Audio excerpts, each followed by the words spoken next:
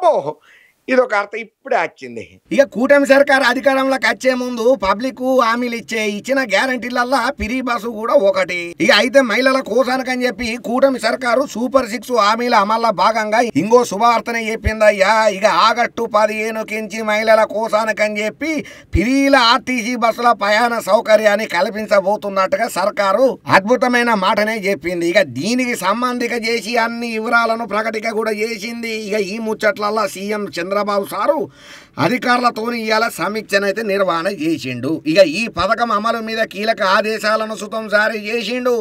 August 15 మహిళల కోసానికని అమలు చేయబోతున్న ఈ ఆర్టీసీ పిరి బస్సు ప్రయాణ పథకంలల్లా మహిళలకు 0 ఫేర్ టికెట్ ఇవ్వాలని చెప్పి చంద్రాల సారు అధికారులకు దిశానిర్దేశం చేసిండు. ఆర్డర్లను సుతం పాస్ చేసిండు.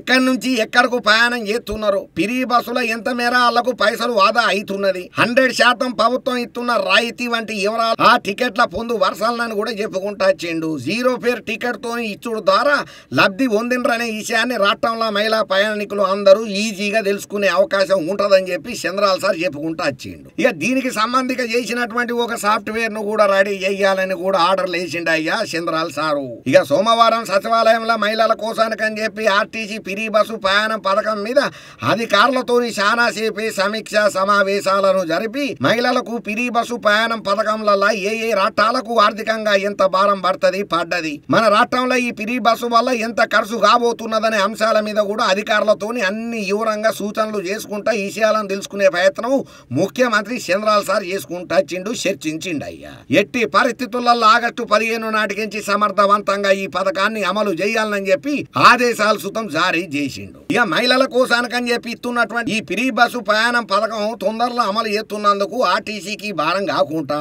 ఇక వేరే ఆదాయ మార్గాలను కూడా పెంచుకునే తందుకు, నిర్వహణ వ్యయం తగ్గించుకునే తందుకు ఇక ఇట్లా లాభాల బాట బట్టి ప్రతి ఒక్కరికి ఇచ్చిన గ్యారంటీలను ఫిల్ చేసుకుంటా పిరి బస్సుల ప్రతి ఒక్క అమ్మలక్కలు తిరిగేటట్టుగా మనము వాళ్ళకు సౌలతులను ఇవ్వాలి. వాళ్ళ మీద ఆశలు పెట్టుకోవద్దు, పైసలు వస్తలేవని ఫీల్ కావద్దు. మనము ఆ పైసలు వచ్చేదాన్ని ఇక్కడ ఖర్చు పెట్టి ఇంకో రూపేణ ఇన్వెస్టర్లను తెచ్చే దిశగా ఆలోచించాలి. ఏపీకి లాభాలు వచ్చేటట్టుగా మన అడుగులు వేయాలని చెప్పి చెప్పుకుంటూ వచ్చిండ్రు చంద్రాల సారు. ఇక అప్పట్లో తెలంగాణలో కాంగ్రెస్ సర్కార్ ఏర్పడ్డ కొత్తలల్లా కూడా చంద్రాల సారు రేవంత్ రెడ్డి సార్తో కలిసి ఈ పిరి బస్సు ముచ్చట్లల్లో కూడా మాట్లాడుకుంటూ వచ్చిండు. మీరు కూడా పిరి బస్సు పెట్టిళ్ళు, ఇది ఎట్లున్నది సవలతు, ఎవరికి తక్లీఫ్ అవుతున్నది, ఏమైతున్నది అని అంటే ప్రతి వివరాన్ని కూడా రేవంత్ రెడ్డి సార్ కూడా ఇంత ఖర్చు చేస్తున్నామన్నా, గిట్ల అవుతున్నది అన్నా, ఇగో గీ పనులకు గింత అవుతున్నది, మాకు ఇంత పోతున్నది, ఇంత అత్తున్నది, ఏదేమైనా కూడా మేము ఇచ్చిన హామీని నెరవేర్చినము, పబ్లిక్ మత్తు హ్యాపీగా ఉన్నారని రేవంత్ రెడ్డి సార్ కూడా అందులో ఉన్నటువంటి లొసుగులతో సహా అన్ని చంద్రాల సార్కు చెప్పిండట. ఇక చంద్రాల సార్ ఆలోచన రేవంత్ రెడ్డి సార్ చెప్పింది రెండు పేరేజు చేసుకొని ఒక ప్రణాళిక ప్రకారమే పకడ్బందీగా